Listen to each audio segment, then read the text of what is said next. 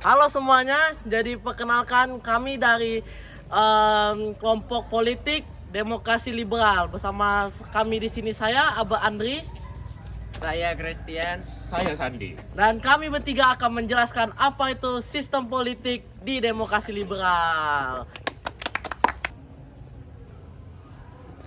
Nah, kalian semua tahu kan kalau kita itu Indonesia merdeka tahun 1945.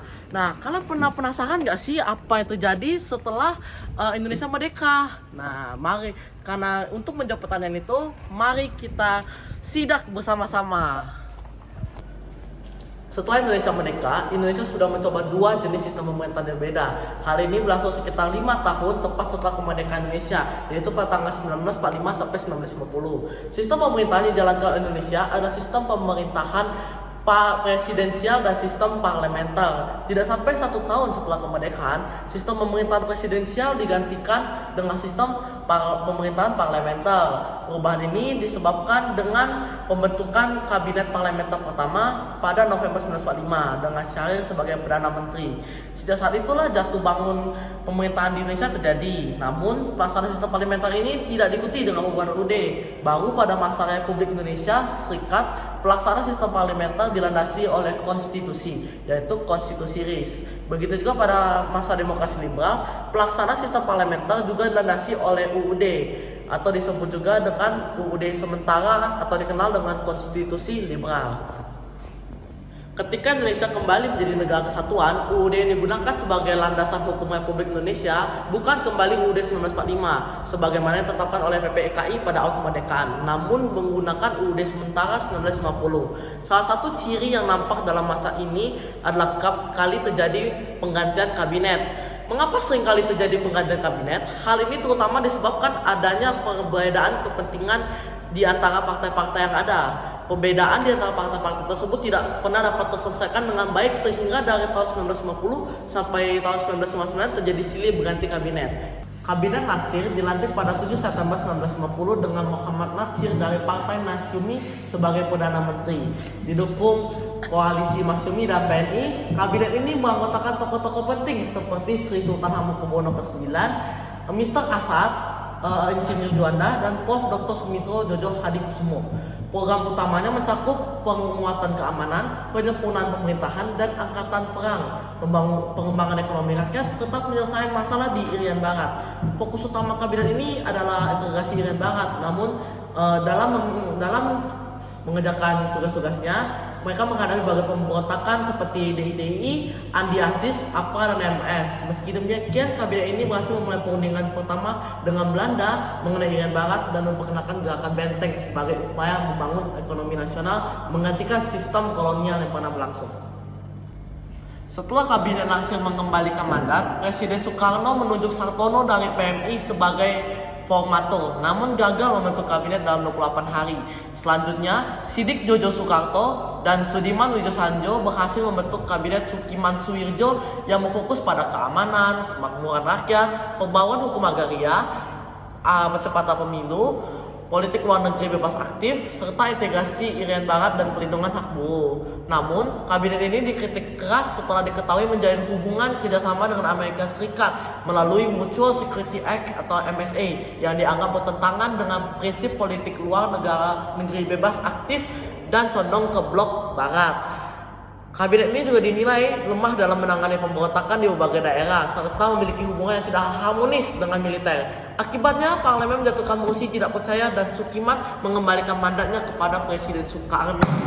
Kabinet Wilopo dibentuk pada tanggal 1 Maret tahun 1952 di bawah pimpinan Perdana Menteri Wilopo dari PNI dengan dukungan Masyumi dan PSI. Program utamanya meliputi penyelenggaraan pemilu, peningkatan kemakmuran, serta pendidikan rakyat. Namun kabinet ini menghadapi krisis ekonomi, defisit kas, gangguan keamanan, ketimpangan pembangunan Jawa, dan serta hingga keluar Jawa, serta konflik internal TNI yang memuncak pada peristiwa 17 Oktober tahun 1952. Situasi semakin memburuk dengan peristiwa Tanjung Morawa, yaitu bentrokan antara polisi dan petani pendukung PKI terkait sengketa tanah di Sumatera Timur yang memunculkan mosi tidak percaya terhadap kabinet. Akibatnya, pada 2 Juni 1953, Wilopo mengembalikan mandatnya kepada Presiden Soekarno. Sastroamidjojo yang pertama terbentuk pada 31 Juli 1953 sebagai kabinet keempat masa demokrasi liberal dengan dukungan luas dari partai-partai termasuk NU, dipimpin oleh PM Ali Sastroamidjojo dan Wakil PM Wongsonegoro. Program utamanya adalah meningkatkan keamanan dan kemakmuran, menyelenggarakan pemilu, memperjuangkan pembebasan Irian Barat, melaksanakan politik luar negeri bebas aktif, meninjau kembali KMB, serta menyelesaikan pertikaian politik. Kabinet ini berhasil mempersiapkan pemilu tahun 1955 dan menyelenggarakan konferensi Asia Afrika yang memperkuat solidaritas Asia Afrika dan mengurangi ketegangan dunia, mendorong penghapusan diskriminasi ras, serta mendukung diplomasi Indonesia di PBB terkait Irian Barat. Di bidang ekonomi diperkenalkan sistem Alibaba untuk kerjasama antara pengusaha pribumi dan Tionghoa. Namun, kabinet menghadapi pemberontakan daerah, konflik internal TNI, maraknya korupsi dan inflasi.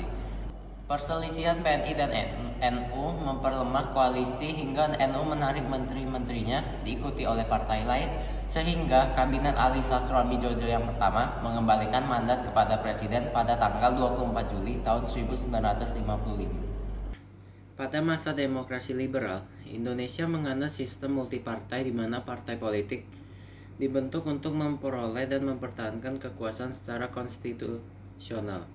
Menurut Muhammad Hatta, keberadaan partai politik bertujuan memudahkan pengukuran kekuatan perjuangan dan meminta tanggung jawab pemimpin. Namun, dalam praktiknya, partai-partai lebih mementingkan kepentingan golongan dibandingkan kepentingan nasional. Persaingan antar pihak sering tidak sehat, ditandai dengan oposisi yang berusaha menjatuhkan pemerintah. Akibatnya, kabinet sering berganti dan tidak berumur panjang sehingga program tidak berjalan efektif, menimbulkan instabilitas politik, sosial, ekonomi, dan keamanan.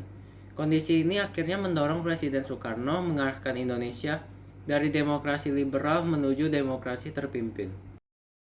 Ali sendiri mundur karena timbulnya perpecahan antara Masyumi dan PNI, mengakibatkan mundurnya sejumlah menteri dari Masyumi, membuat kabinet ini mengembalikan mandatnya kepada Presiden.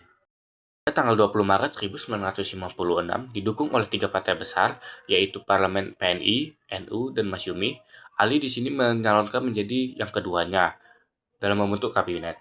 Program pokok dari Ali ini disebut Kabinet Rencana Pembangunan 5 tahun yang membuat program jangka panjang.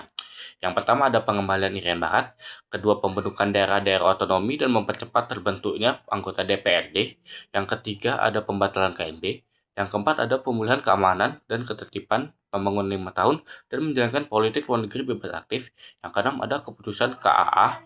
Terus karena selanjutnya, Kabinet Ali digantikan oleh Kabinet Burhanuddin Harahap. Burhanuddin Harahap berasal dari Masyumi, sedangkan PNI membentuk oposisi.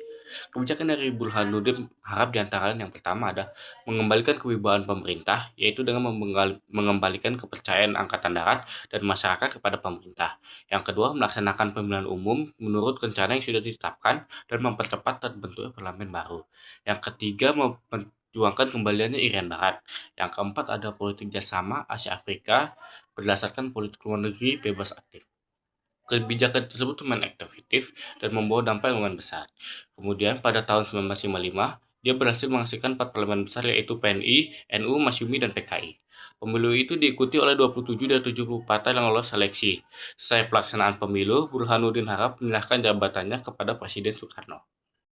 Kemudian kabinet terakhir adalah kabinet yang dipimpin oleh Juanda. Dalam membentuk kabinet ini, dia memilih orang yang ahli dalam bidangnya. Kabinet ini sering disebut Zeket karena berisi unsur ahli dan golongan intelektual dan tidak ada unsur politik di dalamnya. Program untuk kabinet Juanda dikenal sebagai Pancakara. Yang pertama ada membentuk Dewan Nasional, kedua normalisasi keadaan RI, ketiga melancarkan pelaksanaan pembantalan KMB, yang keempat ada pengembalian Irian Jaya.